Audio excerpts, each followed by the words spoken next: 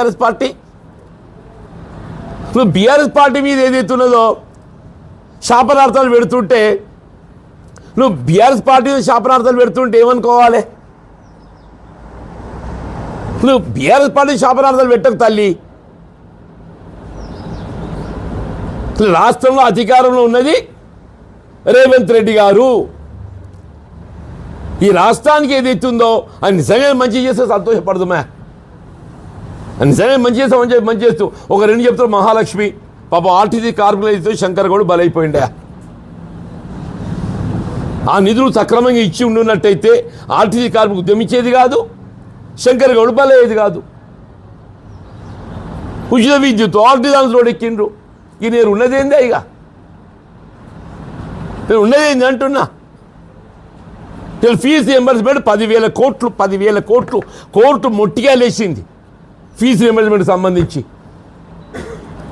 వీళ్ళు బలహీన వర్గాల 40% రిజర్వేషన్ అట్టే వేయింది. అది వేయింది, నేను నామినేషన్కి వచ్చింది. ఇప్పుడు కేవలం సింగిల్ విండో నామినేషన్ చెప్పి నేను క్యాబినెట్ నిర్ణయం అయిందంట, ఏదో చర్చ అయిందంట. మరి స్థానిక సంస్థలు కూడా నామినేట్ చేస్తా అంటాడు. ఇది కూడా తెలియదు, కథ తెలియదు ఎవరికైనా. నువ్వు నిన్నటి దాకా ఏం నడిచింది? సింగిల్ విండో నామినేషన్ అని చెప్పి చర్చ అయిందా? ఇంకా దాన్ని ఏమైనా కానూన్ దొరుకుతో చూస్తారు. స్థానిక సంస్థలు కూడా ఎన్నికలు పోకుండా నామినేట్ చేయవచ్చా? అట్లుంది పరిస్థితి అని చెప్పి అంటున్నా. దాన్ని అడ్డుకునే ప్రయత్నం చేద్దామమ్మా అంటున్నా నేను. కేసీఆర్ గారి ఉద్యమ స్ఫూర్తితోనే ఇవాళ మీరు నాయకురాలిగా ఎదిగొచ్చిండ్రు. కేసీఆర్ గారి ఉద్యమ స్ఫూర్తితోనే ఏదైతుందో మీరు నాయకురాలిగా ఎదిగొచ్చిండ్రు. మరి ఈ స్థాయి వచ్చిందంటే అది కేవలం కేసీఆర్ గారి యొక్క ఉద్యమ స్ఫూర్తి అంటున్నాను. దాన్ని కేసీఆర్ గారు మరింత గొప్ప నాయకుడు నిలబెట్టే విధంగా ప్రయత్నం చేద్దాం. కేసీఆర్ గారు మరింత గొప్ప నాయకుడు నిలబెట్టే ప్రయత్నం చేద్దామని చెప్పంటున్నాను.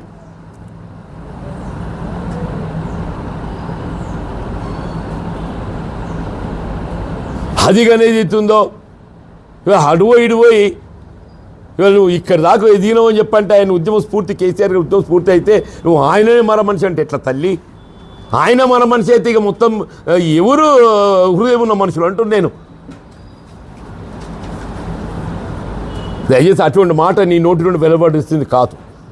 దాన్ని ఉపసంహరించుకోండి. ఇప్పటికీ కవిత గారి నోట్ అంటే ఏదైతుందో ఆమె పార్టీ పెడుతున్న సందర్భంగా ఆమె ఇంకే సలహాలు సూచనలు చేసినా మేము దాని మీద పెద్ద స్పందించాల్సినటువంటి ఒక ఆవశ్యకత ఉంటుందని చెప్పి భావించే వాళ్ళం కాదు.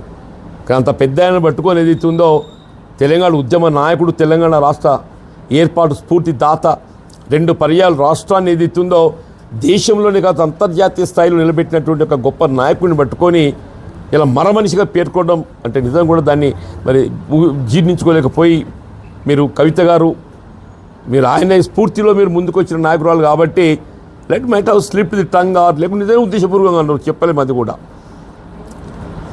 మీరు ఎట్లనో తెలియదు. కానీ ఏదైతుందో దాన్ని ఉపసంహరించుకుంటే మీ గౌరవం ఉంటుంది. దాన్ని మరమనిషి అనే ఒక పదాన్ని ఉపసంహరించుకుంటే మీ గౌరవం ఉంటుంది. ఇవాళ ప్రజాస్వామ్యంగా మీరు పార్టీ పెట్టుకుండ్రు. We wish that you should become success. మంచిదే కదమ్మా. మీరు కూడా ఒక రాజకీయ పార్టీ నాయకురాలిగా ఒక రాజకీయ పార్టీ స్థాపించిండ్రు. మీరు కూడా సక్సెస్ కావాలని కోరుకు తప్పేంటి దాంట్లో. ఆ ఎదుగుదల ఏదైతుందో ఈ ప్రజాస్వామ్యంలో ప్రజల మేలు కొరకు అది మంచి చేయగలిగితే సంతోషపడదాం. ఎవరమైనా అంతే కదా, ప్రజల మేలు కొరకు ఏదైతే పనిచేస్తే సంతోషపడదామని చెప్పండి. మీ స్థాయిలో మీకున్నటువంటి ఆలోచన మేరకు, పరిజ్ఞానం మేరకు మీరు కూడా మంచి ప్రయత్నం చేయండి. అంతేగాని ఏదైతుందో ఇటువంటి ఆ పెద్ద ఆయన గురించి పదం వాడటం ఏదైతుందో సరైనది కాదు. దయచేసి ఉపసంహరించుకోండి అని చెప్పని నేను విజ్ఞప్తి చేస్తాను.